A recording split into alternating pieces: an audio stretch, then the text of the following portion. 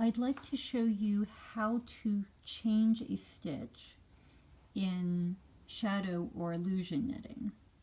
So you might need to change a stitch because you realize you didn't follow the chart correctly, or you might need to change a stitch because you're making your own illusion patterns, your own designs, and you realize once you've worked it up that you're not getting quite the effect you want and that you have to change something.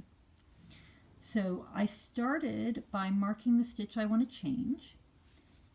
I've marked it over here on the chart, and let me zoom in a bit so you can see things more closely. It's not as hard as you think to figure out which stitch to mark. You notice the fabric is striped and the chart is striped. And you notice also on the chart there are all these little dots that represent bumps, and you can see those bumps in the fabric, and so it really is not that difficult to count stripes and count bumps and figure out which stitch you need to change. I'm going to put the chart out of the way for a moment here. And I have, after marking the stitch, I then found the column, the whale. I came up to the top and I dropped the stitch off, so I had to slide stitches around on my needles in order to access this stitch, and I've let it run most of the way down because that took me a minute. And here I'll show you I'm going to make it run the rest of the way down. If you had more than one stitch in this whale that needed to be changed, then you only need to mark the lowest stitch. So you let it run as far down as you need to. And then now I know I am where I need to pick up and start making changes. For doing something like this, because I have both knit and purl stitches, I am using a double-ended crochet hook. You can use a regular crochet hook, but if you do, you will have to keep taking the crochet hook out and changing its orientation. And so if you're going to be doing a lot of this, just invest in a set of double-ended crochet hooks. Now I've marked this and I already know that I need to change this. I'm going to take the pin out. I already know I need to change this from a knit into a purl. So let me do that.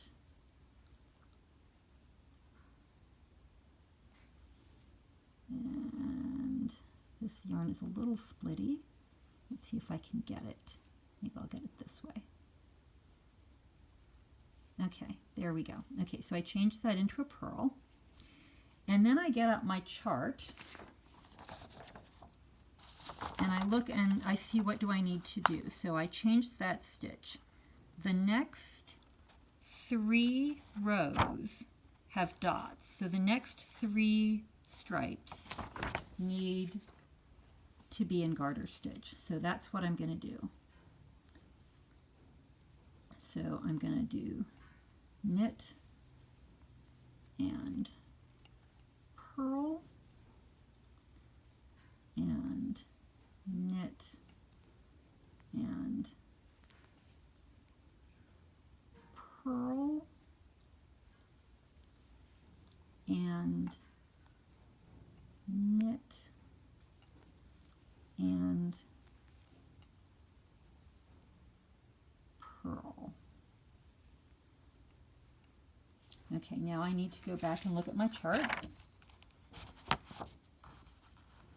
And I've got stockinette, garter, stockinette, garter, stockinette, garter 3 times. So that's what I'm going to do next.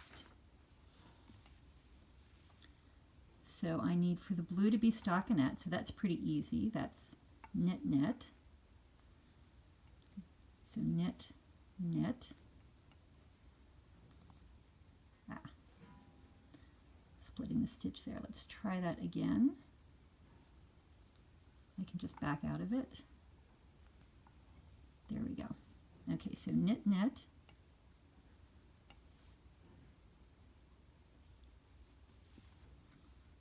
And then knit and purl. You notice with the purl stitches I have to get the yarn in front and down below. And then I need to do that again. So knit, knit, and then knit and purl. So again with purling, the yarn's got to be below. And then one more. So this ends up being knit, knit, and there's the yellow, knit, and then the purl.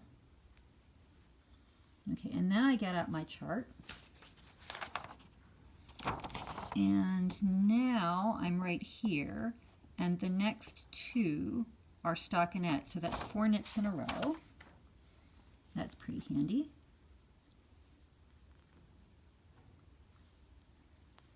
So knit, knit,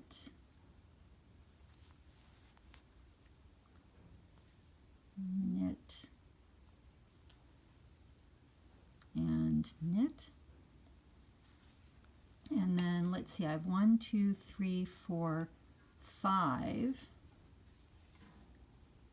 blue stripes to the top.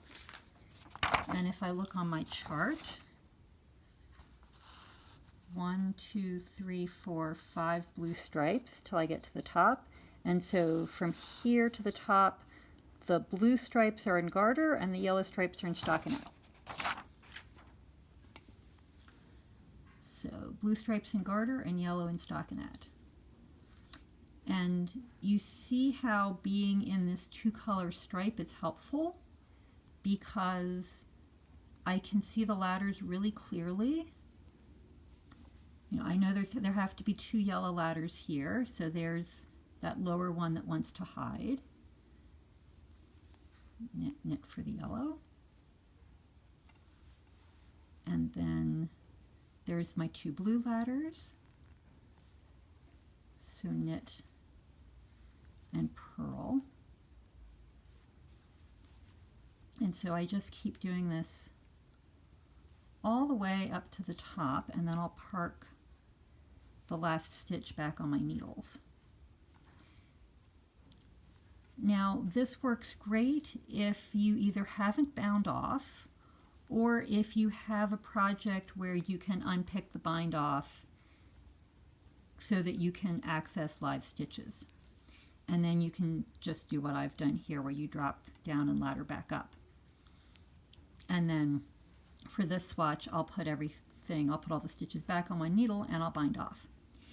If this were a finished project and I had added a border and I wanted to go back and change it. Okay, and there's my stitch at the top. So if this were finished and I wanted to go back and change it, what I could do instead is look for one of these rows that has a lot of stockinette, and I could snip a stitch, unravel, because that stockinette's going to be really easy, particularly if you picked, let's say you picked this row right here, because that's going to be knit and that's going to be knit and that's going to be knit. So that row would be a really easy row to pick out, snip it, and then you could unravel wherever you needed to. You could fix whichever stitches you wanted to change, and then if you had just a little bit of waste yarn, you could graft that hole shut that you've made when you snipped. So you could even go back and make changes in a project after it is done and has borders and edgings and is mounted and everything. You could make changes months or years later. So there you are. I hope you saw that it's not that difficult to make changes in shadow or illusion knitting after the fact, and I hope you saw it didn't take that much time as well. So I hope you won't be afraid to make changes if you need to.